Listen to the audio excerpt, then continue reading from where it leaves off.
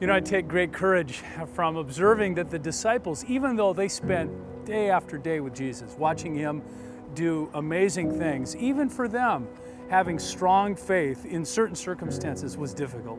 And one of the best examples of that is found in Mark chapter 4, where Jesus and the disciples, they get into a boat and they cross over in this famous lake that would often have tumultuous storms. Even for a group of disciples, 4 of which were seasoned fishermen, they would run into storms that were quite frightening. And that's what happened in this case. It says, as soon a fierce storm came up, high waves breaking into the boat began to fill the water. Amazingly though, Jesus was sleeping at the back of the boat with his head on a cushion.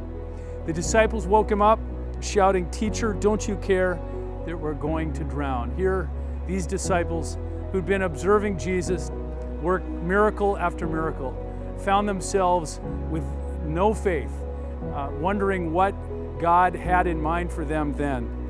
Well, Jesus woke up, he rebuked the wind and the waves, and he said, "Silence, be still."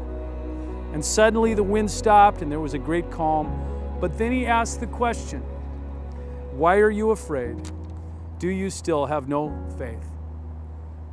Is that a question that he's asked you? He's certainly asked me that time and again, where I don't quite have enough faith to trust him.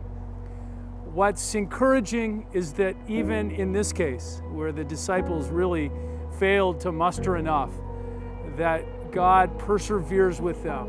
They get stronger. Every experience they have with Jesus, their faith grows just a little bit more. Even when their faith fails, somehow they emerge with a bit stronger faith the next time around.